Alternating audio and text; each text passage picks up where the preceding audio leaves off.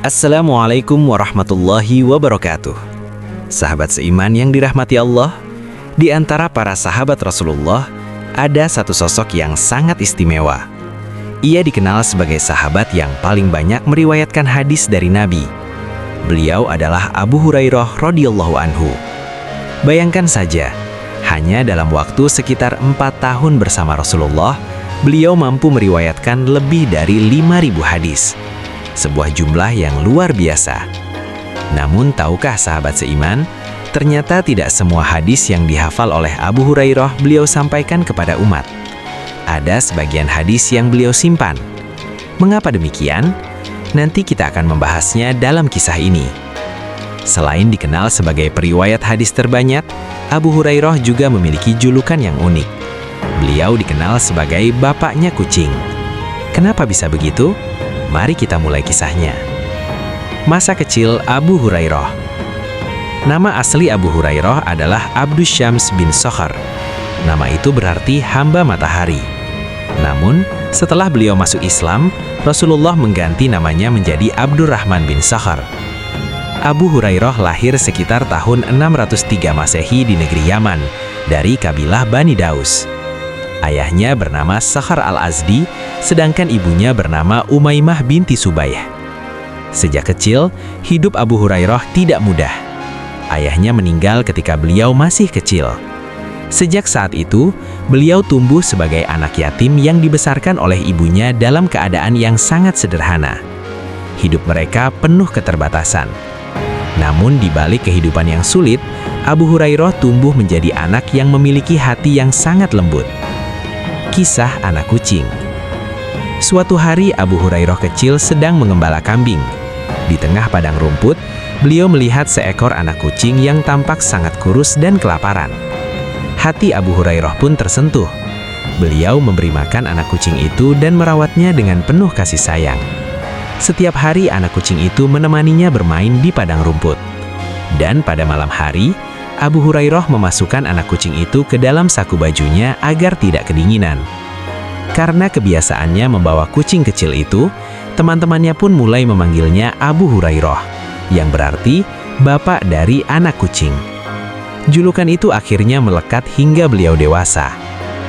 Masuk Islam. Kisah masuk Islam Abu Hurairah berawal dari seorang tokoh Bani Daus bernama Tufail bin Amr ad-Dausi. Tufail sebelumnya pergi ke Mekah dan bertemu dengan Rasulullah.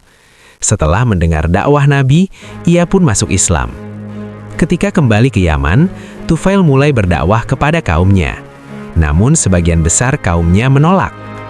Di tengah penolakan itu, muncullah satu orang yang menerima dakwahnya. Orang itu adalah Abu Hurairah. Dengan penuh keyakinan, beliau pun mengucapkan 2 kalimat syahadat. Bertemu Rasulullah. Pada tahun ke-7 Hijriah, Abu Hurairah memutuskan pergi ke Madinah. Tujuannya hanya satu, bertemu langsung dengan Rasulullah dan belajar Islam langsung dari beliau. Namun, ketika beliau tiba di Madinah, Rasulullah sedang berada di Khaybar. Abu Hurairah pun menunggu dengan sabar. Hingga akhirnya, Rasulullah kembali ke Madinah setelah kemenangan kaum muslimin di Khaybar. Di Masjid Nabawi, Abu Hurairah akhirnya bertemu langsung dengan Rasulullah. Nabi bertanya, "Siapa namamu?" Ia menjawab, "Abdus Syams." Maka Rasulullah berkata, "Mulai hari ini, namamu adalah Abdurrahman." Sejak saat itu, beliau resmi menjadi bagian dari sahabat Rasulullah. Kisah mukjizat susu. Suatu hari Abu Hurairah sangat lapar. Beliau tidak memiliki makanan sama sekali. Karena tidak kuat menahan lapar, beliau duduk di depan masjid berharap ada seseorang yang menawarinya makanan. Saat itu, Rasulullah melihatnya. Nabi langsung tahu bahwa Abu Hurairah sedang kelaparan. Beliau pun mengajak Abu Hurairah ke rumahnya. Di sana ada 1 mangkuk susu. Namun Rasulullah berkata, "Panggil semua ahlus suffah." Jumlah mereka sekitar 70 orang. Abu Hurairah pun terkejut. Bagaimana mungkin 1 mangkuk susu cukup untuk puluhan orang? Namun perintah Nabi tetap dilaksanakan. Satu persatu mereka minum. Dan subhanallah, susu itu tidak habis-habis. Setelah semua orang minum hingga kenyang, Rasulullah berkata, "Sekarang tinggal kita berdua." Abu Hurairah pun minum. Rasulullah berkata lagi, minum lagi. Hingga akhirnya Abu Hurairah berkata, "Ya Rasulullah, perutku sudah penuh." Barulah Rasulullah meminum sisanya. Menghafal hadis. Abu Hurairah selalu berada di dekat Rasulullah. Beliau tidak sibuk berdagang seperti kaum Muhajirin dan tidak sibuk bercani seperti kaum Ansor. Karena itu, waktunya beliau gunakan untuk mendampingi Rasulullah. Setiap malam beliau membagi waktunya menjadi 3 bagian. Sepertiga untuk tidur, sepertiga untuk salat malam, dan sepertiga untuk menghafal hadis.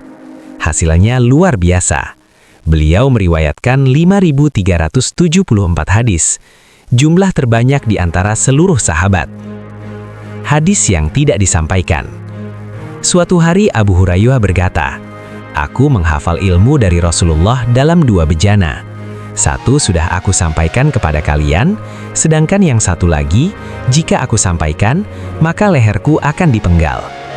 Para ulama menjelaskan bahwa hadis yang beliau simpan bukanlah hadis syariat, melainkan hadis yang berkaitan dengan fitnah dan pemimpin di masa depan. Beliau khawatir jika disampaikan kepada masyarakat awam akan menimbulkan kekacauan. Akhir kehidupan. Setelah Rasulullah wafat, Abu Hurairah tetap melanjutkan dakwah. Beliau bahkan pernah menjadi gubernur Bahrain pada masa Umar bin Al-Khattab. Namun beliau tetap hidup sederhana. Hingga pada suatu hari, beliau jatuh sakit. Ketika sahabat Marwan bin Al-Hakam menjenguknya, Abu Hurairah terlihat menangis. Ketika ditanya kenapa beliau menangis, Abu Hurairah berkata, "Aku menangis karena perjalanan hidupku sudah sangat panjang, tetapi bekalku masih sedikit." Tidak lama setelah itu, Abu Hurairah menghembuskan nafas akhirnya. Beliau wafat dalam keadaan rindu untuk bertemu dengan Allah. Demikianlah kisah Abu Hurairah radhiyallahu anhu, sahabat Nabi yang sederhana, namun menjadi penjaga ribuan hadis Rasulullah. Semoga kisah beliau bisa menjadi inspirasi bagi kita semua. Wallahu a'lam bissawab. Wassalamualaikum warahmatullahi wabarakatuh.